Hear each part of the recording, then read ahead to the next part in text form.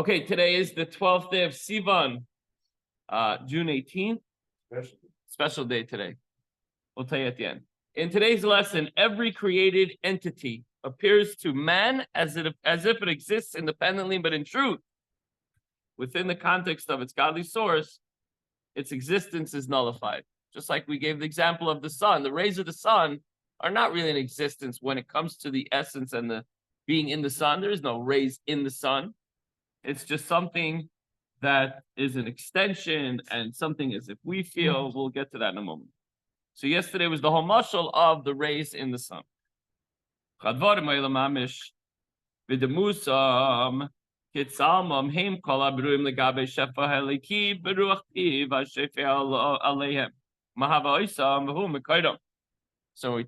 gave the mashal of the sun and its rays.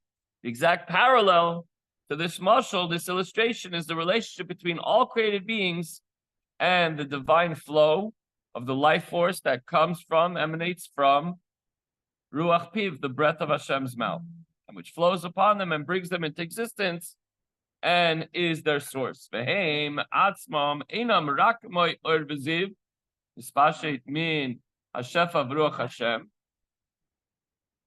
On page 89, if you're following along. However, the created beings themselves are merely like a diffusing light from the flow and spirit of Hashem, which issues forth from Him and becomes clothed in them and brings them from nothing into being. Compared to their source, they're nothing.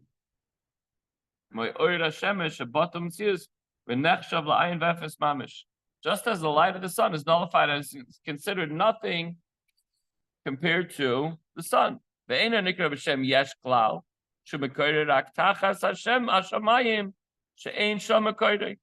is not at all referred to as existing when it is within the source. When it comes down here, we say it's a ray of light. It's a ray of the sun. It's more than 92 million miles away. It's a ray of the sun. But when we talk about the source, the ray doesn't exist. We don't say there's a ray and there's somewhere that comes out. No.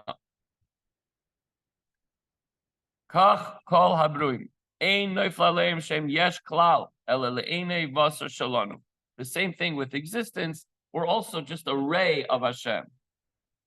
Only we, as we're from the opposite end of the spectrum, we feel and we sense, and with our eyes, we say that this is real, this is existence. We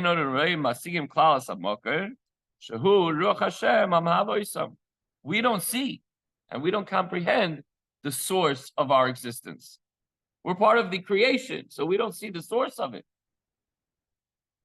It's like if the ray of the sun can talk, the ray of the sun that's coming in over here, it could talk, it would say, I exist, I'm real. But if you go back up the chain, we know that it's just put your hand through it. It's just a figment or whatever. Therefore, by the way, don't look for flaws in the mashal. There's flaws in every single mashal, as we say many times in the mashal that we bring, but it's just a mashal to try to get to understand.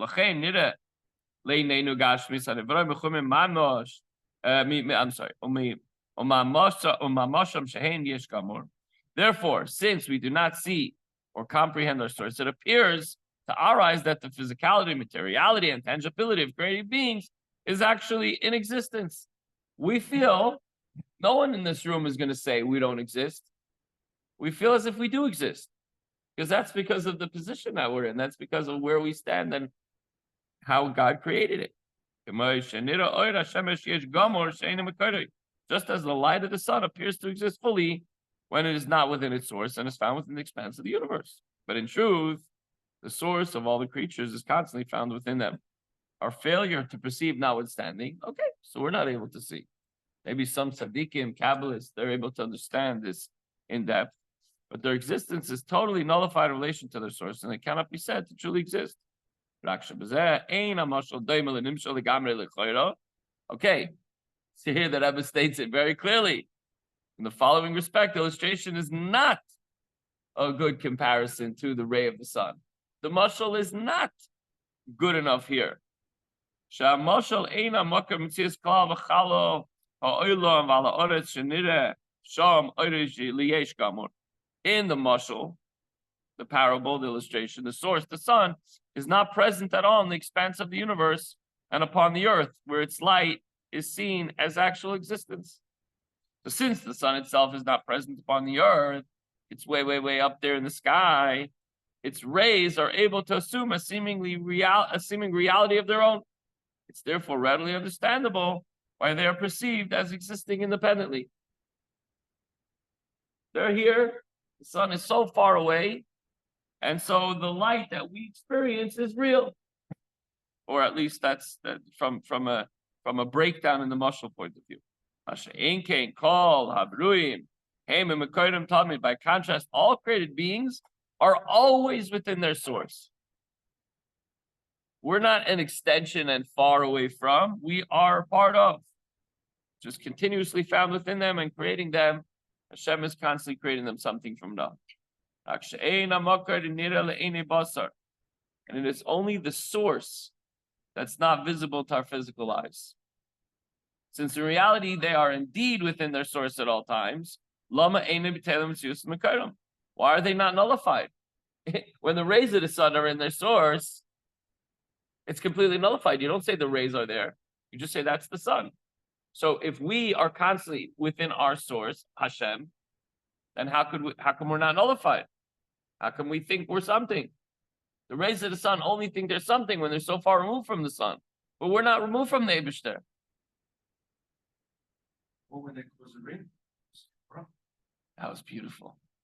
Did you see it on Friday? It's the most incredible thing ever. You know what we're talking about? But you heard about it. Okay, let other people talk about it. It was the most amazing thing. Why are creatures not nullified within their source in an obvious and revealed manner, so that there's no mistaking them as independent existing beings? To understand this, we're going to have to explore further. So the Alter Rebbe will go on to explain that the divine power of concealment and contraction is responsible for hiding Hashem's light. The only reason why we don't sense the power of the divine light in this world right now is because Hashem wants it that way, and He concealed Himself. And therefore, and He made it so that we will not be able to perceive Him and see Him and experience that, in order for us to be able to be our own independent entities that were created, and we can have our free choice, etc. This enables creation to be perceived as processing existence, whereas in reality, existence is totally not and nothing. We're like living in the Matrix. We're like, really, it's not existent. It's only a figment of Hashem's imagination. So the takeaway is, and if we feel that, nah, it's not possible, how could that be? We're real. I can feel myself. That's because that's the way Hashem wants it to be. So we don't see our godly source of energy, and we lose that proper reference point of real truth because we don't see it. But in truth, we're totally subsumed with the oneness of Hashem. Everything is Hashem, and that's why we say Hashem Echad. It's not one God. It is God is everything. God is everything, and God is everywhere. Not that He's everywhere. He is that thing that's called everywhere. Anyways, have a wonderful day. Today is my birthday, so I'll give you a bracha. Thank you, Paul.